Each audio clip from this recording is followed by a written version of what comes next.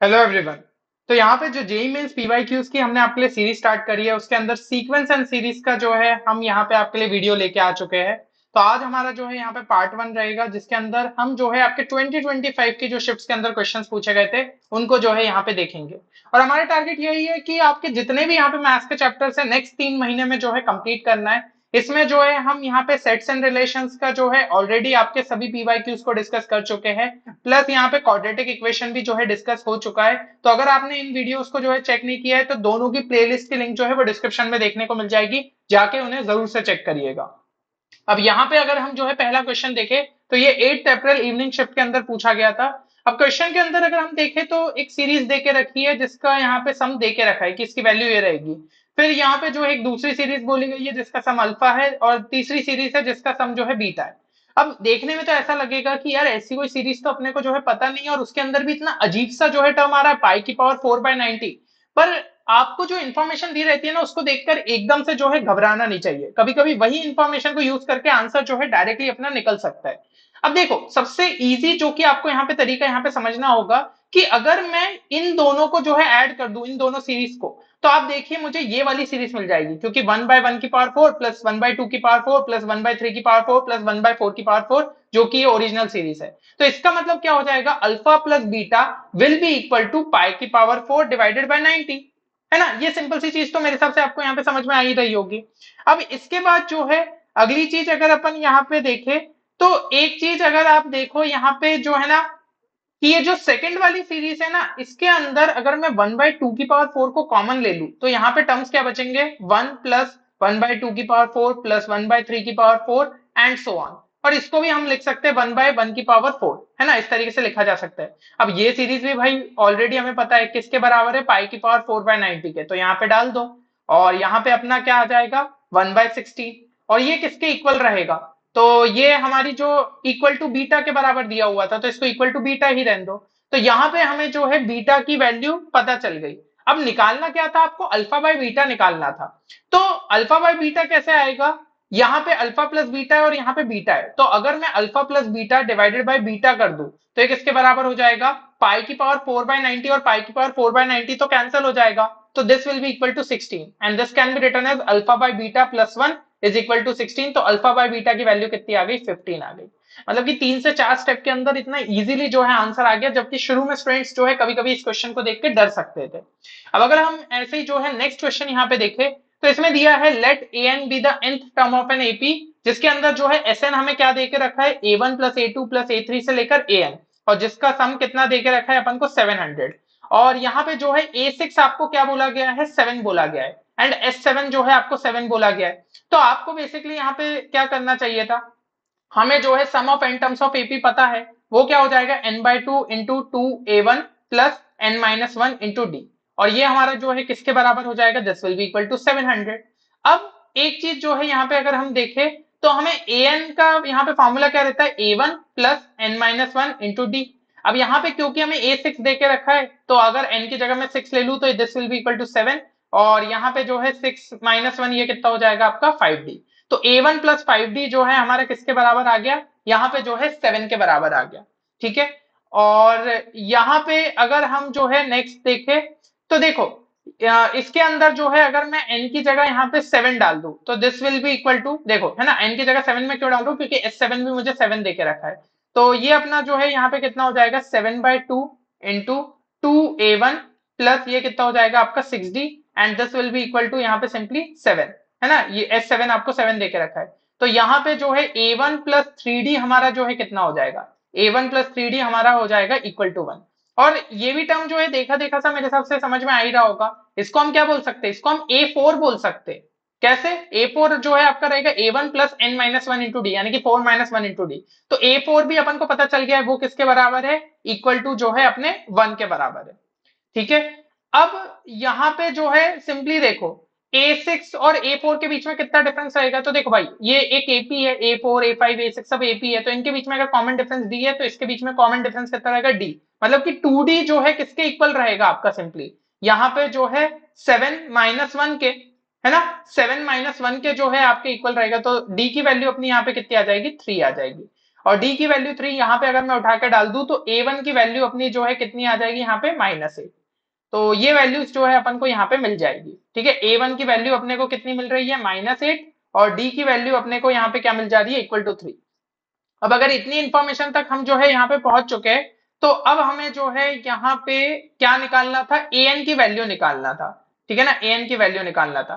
तो एक चीज जो कि अपने को यहाँ पे ये पता है कि ये वाली है ना, ये वाली चीज अपने को यहाँ पे पता है, इसके अंदर जो है अगर मैं A1 की वैल्यू डाल दूं और यहाँ पे डी की वैल्यू डाल दूं तो ये एक एन के टर्म्स में इक्वेशन बन जाएगी, है ना, एन के टर्म्स में एक इक्वेशन बन जाएगी।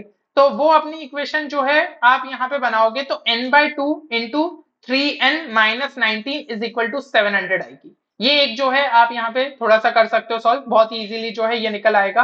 और पता है इसके रूट्स क्या आएंगे, है ना, क्योंकि क्वाड्रेटिक इक्वेशन बनाना है उसको सॉल्व करना है, इजी सी चीज है। अगर आप करोगे सॉल्व तो एक n इज इक्वल टू 25 आएगा और एक n इज इक्वल टू -56/3 आएगा। अब ऑब्वियसली इसमें से कौन सा जो है आपका यहाँ पे एप्लीकेबल रहेगा सॉल्यूशन, तो वो रहेगा n इज इक्वल टू 25, क्योंकि n जो है एक इंटीजर टर्म ही यहाँ पे रह सकता है ना, सीधी सी बात है।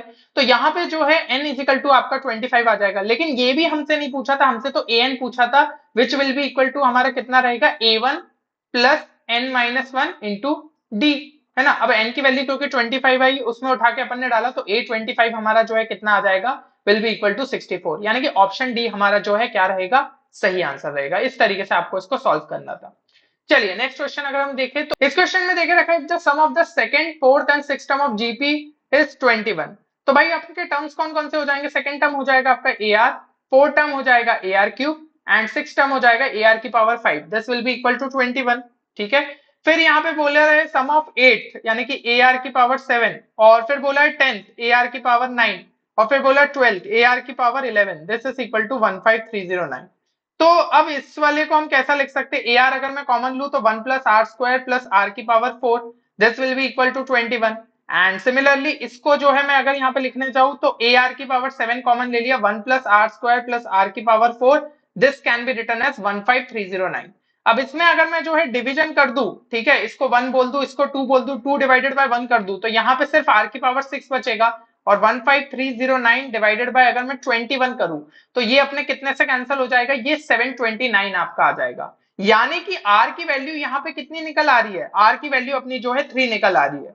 लेकिन हमसे तो क्वेश्चन के अंदर पूछा है sum of its first 9 terms, है ना, ये जो है आपसे यहाँ पे पूछा जा रहा है। तो सम ऑफ 9 टर्म्स हमारा क्या हो रहेगा, that will be equal to a into r की पावर n-1 अपॉन r-1, है ना।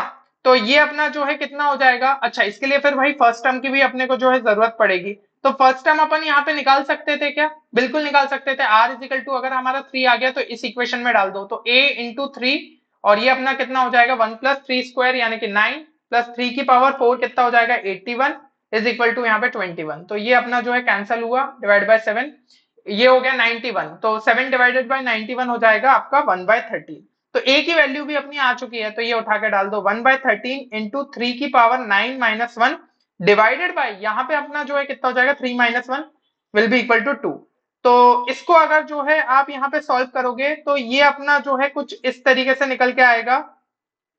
इसको जो है अपने को यहाँ पे वैल्यू निकालनी है, तो 3 की पावर 9 अपना जो है किसके बराबर रहेगा, that will be equal to 3 की पावर 6 इंटू 3 क्यूब, है ना, 3 की पावर 6। तो इसको भी अपन बोल सकते हैं 3 क्यूब का जो है आपका यहाँ पे स्क्वायर है, तो ये मतलब कि बेसिकली 27 का square which will be equal to 729। तो 729 इंटू 27 करना है, ठीक है ना। तो ये अपना कितना हो जाएगा, 7 9 63, 7 2 14, तो ये हो गया 20, और 7 7 49, तो ये कितना हो गया 51 प्लस 0, तो ये 2 इंटू 729 अगर मैं करूँ तो ये कितना हो जाएगा 1458, और यहाँ पे अगर अपन समेशन करें तो फाइनली ये निकल के आ रहा है 19683।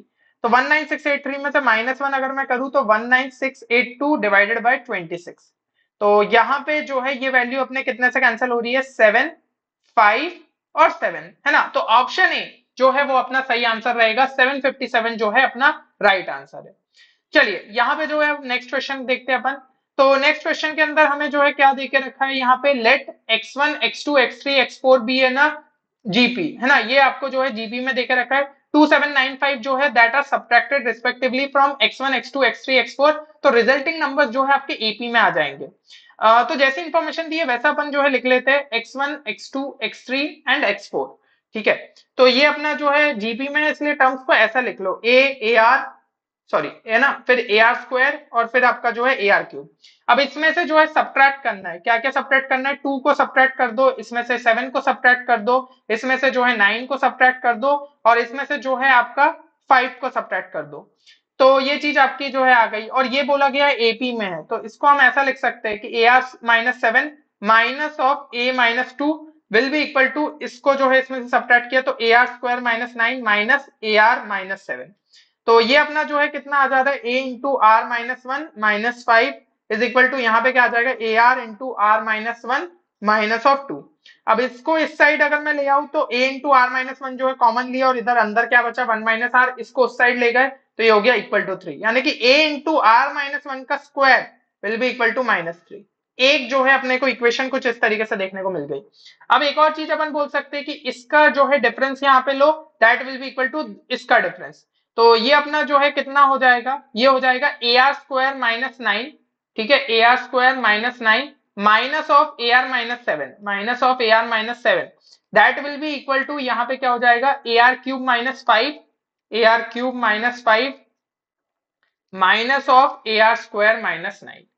ठीक है, इसको थोड़ा सा फर्दर अगर अपन सॉल्व करें तो a are into are minus 1 minus 2 is equal to a r square r minus 1, और ये इसको इधर ले गए तो यहाँ पे आ जाएगा +4, तो इधर भी कॉमन बन जाएगा, A R into are minus 1 into 1 minus r, this will be equal to, यहाँ पे कितना हो जाएगा आपका 6 हो जाएगा, तो a are into are minus 1 का whole square will be equal to -6।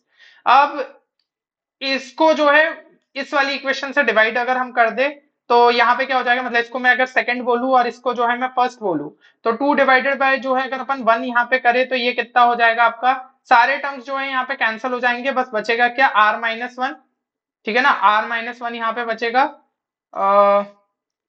एक मिनट, r माइनस 1 का होल स्क्वायर तो सॉरी कैंसिल हो जाएगा, सिर्फ r बचेगा, है ना, सिर्फ r बचेगा, और a भी जो है अपना कैंसिल हो जाएगा, तो r will be equal to 2, ठीक है, r की वैल्यू अपनी जो है कितनी आ जाएगी, 2 आ जाएगी। अब r की वैल्यू अगर यहाँ पे 2 आ गई तो इसमें अगर मैं उठा के डाल दूं तो a इंटू 2 इंटू यहाँ पे 2 माइनस 1 का होल स्क्वायर इक्वल टू -6, तो a की वैल्यू अपनी कितनी आ रही है, -3 आ रही है। पूछा क्या गया था पर, x1 into x2 into x3 into x4 divided by 24, तो x1 x2 यहाँ पे जो भी थे अपने उठा के बस डालना है, तो इसको अगर मैं जो है प्रोडक्ट लूं तो ये क्या कितना हो जाएगा, a की पावर 4 इंटू यहाँ पे अपना जो है कितना बन जाएगा, r की पावर 6। अब a की पावर 4, a तो अपना कितना आया -3, तो -3 की पावर 4 अपना जो है कितना हो जाएगा 81 इंटू r की पावर 6 अपना जो है कितना हो जाएगा, यहाँ पे r अपना आ रहा है 2 की power 6 which will be equal to 64, और डिवाइड बाय कितना करना है 24। तो यहाँ पे अगर अपन देखें तो 3 8 जा, और ये कितना हो रहा है 3 27 जा, 8 1 जा 8 जा, तो 27 into 8 will be equal to 216। So option B will be the right answer. इस तरीके से जो है इस क्वेश्चन को यहाँ पे सॉल्व करना था।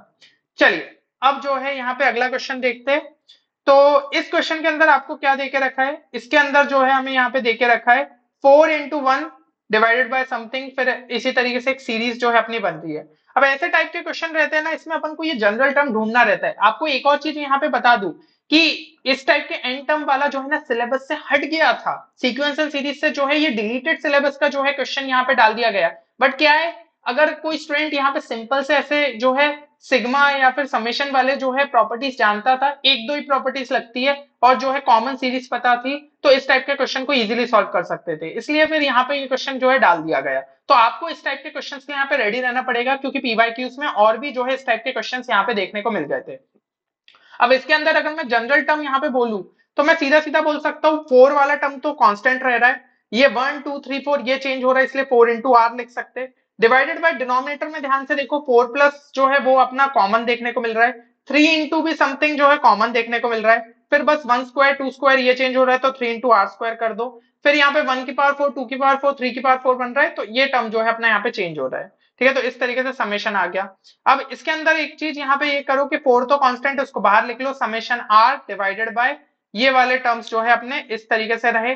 तो इसके अंदर आपको पता है एक चीज आप जो है यहाँ पे कर सकते हो, इसको अगर मैं यहाँ पे ध्यान से देखूं, ये आर की power 4 plus 3r square plus आपका जो है यहाँ पे 4 लिखा हुआ है, ठीक है ना, इस तरीके से लिखा हुआ है। तो एक चीज करते हैं, हम इसको परफेक्ट स्क्वायर अगर बनाने की कोशिश करें तो मैं इसको ऐसा लिख सकता हूँ, आर की पावर 4 प्लस इसको 4r² लिख देता हूँ, इसको प्लस 4 लिख देता हूँ। अब क्योंकि मैंने इसको 4r² किया तो माइनस r² कर देता हूँ। ध्यान से देखो ये क्या टर्म हो गया, r² प्लस 2 का होल स्क्वायर माइनस r²। तो इसको जो है यहाँ पे अपन लिख देते हैं, ये हो गया r² प्लस 2 का whole square minus of r²। अब मैंने ऐसा क्यों किया, क्योंकि अपन को a² माइनस b² पता है, वो क्या होता है, a plus b into a minus b. then this can be written as 4 into summation of r divided by r square plus 2 minus r into r square plus 2 plus r। इस तरीके से आप जो है इसको यहाँ पे लिख सकते हो। तो ये वाला जो है अपना टर्म अपना क्या हो जाएगा, इसको अगर मैं जो है अलग अलग लिखूं तो इसको मैं लिख सकता हूँ 4 into summation of 1 by r square plus 2 minus r minus of 1 by r square plus 2 plus r. ठीक है, और अगर आप जो है यहाँ पे एलसीएम लेके भी देखोगे तो बस एक जो है 2 ऊपर एक्स्ट्रा आएगा, क्योंकि r square plus 2 plus r minus of r square plus 2 minus r. तो यहाँ पे जो है अपने सभी टर्म्स यहाँ पे कैंसिल हो जाएंगे, बस 2r जो है एक चीज आएगी, 2r आएगी, जबकि अपन को पता है न्यूमरेटर में सिर्फ यहाँ पे r था।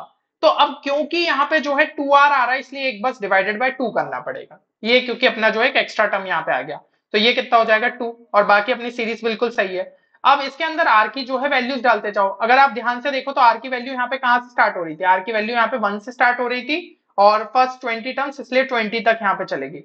तो एक 1 डाला अपन ने सबसे पहले, तो ये अपना कितना हो जाएगा यहाँ पे 1 अगर मैं डालू तो 1/2 माइनस ऑफ यहाँ पे 1 डाला तो ये कितना हो जाएगा 1/4। 2 अगर मैं डालू तो ये अपना जो है 2 पे कितना हो जाएगा 1/4। 2 यहाँ पे अगर मैं जो है डालू तो ये कितना हो जाएगा -1/8, एंड सो ऑन जो है अपने यहाँ पे टर्म्स चलते जाएंगे। तो देख रहे हो आप डायगनली जो है अपने टर्म्स कैंसिल होते जाएंगे। तो फाइनली अपने को यहाँ पे वैल्यू मिल जाएगी 2 इंटू 1/2 माइनस ऑफ बस ये वाला जो है आपका लास्ट वाला ये टर्म बचेगा, जिसमें r की जगह क्या डल जाएगा 20 डल जाएगा। तो 20 स्क्वायर प्लस 22। तो finally this can be written as 2 से ये 2 कैंसिल हुआ और यहाँ पे टर्म क्या बच जाएगा आपका 211। तो फाइनली जो वैल्यू निकल के अपनी आ रही है 210 डिवाइडेड बाय 211, 210 डिवाइडेड बाय 211। अब ये वैल्यू आ रही है, ये m/n थी, पूछा गया m+n, तो m+n अपना कितना हो जाएगा यहाँ पे 421। तो सही आंसर रहेगा ऑप्शन बी। इस तरीके से आपको इस क्वेश्चन को सॉल्व करना था। तो मेरे हिसाब से आपको क्लियर हो गया होगा कि हमें जो है इस टाइप के क्वेश्चन से कैसे डील करना है। आप देख रहे हो सीक्वेंस एंड सीरीज बिल्कुल भी मुश्किल चैप्टर नहीं है, थोड़ा बहुत कैलकुलेशन जरूर रह सकता है, लेकिन अगर आपने अच्छे से प्रैक्टिस करी तो आप आराम से जो इस टाइप के क्वेश्चंस को यहाँ पे डील कर सकते हो। तो होपफुली आपको सारी चीजें यहाँ पे क्लियर हो गई होगी। नेक्स्ट पार्ट में जो है अपन और भी यहाँ पे क्वेश्चंस लेके आएंगे सीक्वेंस एंड सीरीज के लिए, तो चैनल को सब्सक्राइब जरूर कर लीजिएगा ताकि कोई भी नोटिफिकेशन आपसे यहाँ पे मिस नहीं हो। चलिए मिलते हैं नेक्स्ट वीडियो में, तब तक के लिए take care and good bye.